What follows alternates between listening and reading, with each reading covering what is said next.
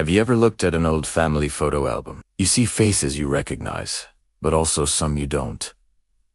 A great-great-aunt, a distant cousin you never met. Now, imagine a family album that stretches back, not just 100 years, but hundreds of thousands, even millions of years. That's the human family tree, and scientists are discovering new, forgotten faces in it all the time. These aren't just distant relatives. They're entirely different branches of our own human family. Let's travel back in time. For the longest time, we thought the story of human evolution was a simple, straight line. You know, that classic image of an ape-like creature, gradually standing up straighter and straighter until it becomes us, Homo sapiens. But the truth is so much more exciting and complex. It's not a line.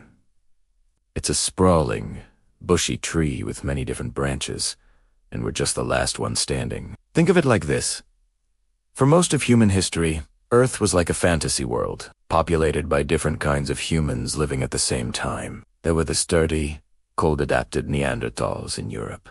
And here we are, Homo sapiens, emerging from Africa. But they weren't the only ones. Let's start with a mystery that unfolded on a remote Indonesian island called Flores. In 2003, researchers found a tiny skeleton. It was an adult female, but she stood only about 3.5 feet tall. Her brain was tiny, about the size of a grapefruit. They nicknamed her the Hobbit and officially named her species Asterisk, Homo floresiensis.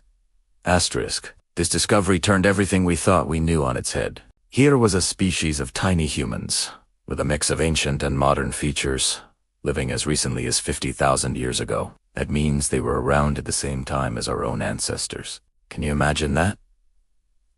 A world where we weren't the only humans. They used stone tools, hunted pygmy elephants, and navigated their island world. The big question is, how did they get so small? The leading theory is island dwarfism, a process where large species shrink over generations to adapt to limited resources on an island. They were a successful, unique branch of humanity that survived for an incredibly long time. But the story doesn't end there. Let's travel north to a cave in Siberia. In 2010, scientists were analyzing a tiny fragment of a pinky bone from a young girl who lived over 50,000 years ago. They couldn't tell what species she was, just by looking at the bone. So they did something revolutionary. They extracted DNA from it.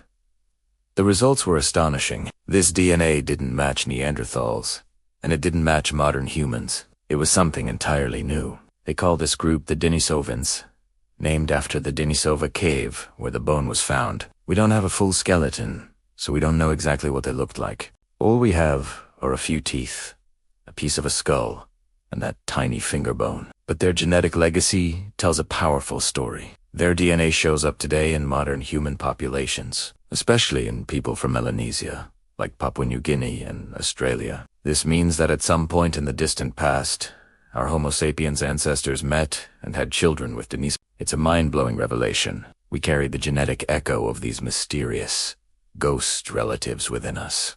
A secret chapter of our own family history, written in our DNA. And the discoveries just keep coming. More recently, in a deep, almost inaccessible chamber of the Rising Star Cave system in South Africa, another new relative was found. Asterisk Homo naledi. Asterisk. Discovered in 2013.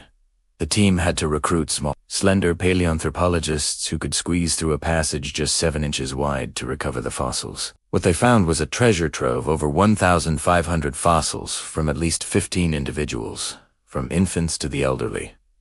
Asterisk, Homo naledi asterisk, was a strange mix. They had very human-like hands and feet, suggesting they walked upright and were skilled with tools. But they also had a small brain, like our much earlier ancestors, and shoulders built for climbing. One of the biggest mysteries surrounding asterisk Homo naledi asterisk is how their bones ended up in that deep, dark cave. There were no signs of predators dragging them in, and no evidence they were washed in by a flood. The researchers who found them have proposed a controversial but fascinating idea, that asterisk Homo naledi asterisk, despite their small brains, were intentionally placing their dead in this chamber, a kind of burial or ritual disposal. If true, this would push back the origins of such complex, meaningful behavior much further into our past. It suggests that the things we consider uniquely human, like reverence for the dead, might not be so unique to us after all. So what does this all mean? It means the story of us is not a solo journey. Our past was a vibrant and diverse place. Imagine a world where you could walk from Africa to Asia and encounter different kinds of intelligent tool-using people. The hobbits of Flores, the mysterious Denisovans of Asia, the strong Neanderthals of Europe, and the enigmatic Homo naledi of South Africa. They were our cousins, fellow travelers on the path of evolution. We used to think of ourselves as the pinnacle of a long, linear march of progress. But these discoveries paint a humbler and, frankly, more interesting picture. We are the sole survivors of a once diverse human family. Why did we survive while they vanished? Was it competition, climate change, disease, or did we simply absorb them into our own gene pool, as the evidence from Neanderthals and Denisovans suggests? These are the big questions that paleontologists and geneticists are working to answer right now. Every new fossil, every fragment of ancient DNA, adds a new face to our forgotten family album. It reminds us that our own existence is the result of a long, complex, and often lucky journey. We are carrying the legacy of these lost relatives in our genes and in the shared story of what it means to be human. The next time you look in the mirror, remember you're not just looking at yourself. You're looking at the end result of millions of years of evolution. A story filled with forgotten faces and mysterious cousins. You are a living library of ancient history. Thanks so much for journeying back in time with me today. It's a topic that just blows my mind, and I hope you found it as fascinating as I do. If you enjoyed this video, please give it a thumbs up, and do not forget to subscribe and hit that notification bell so you don't miss our next adventure into the past. Let me know in the comments which of our ancient relatives you find the most interesting. See you next time.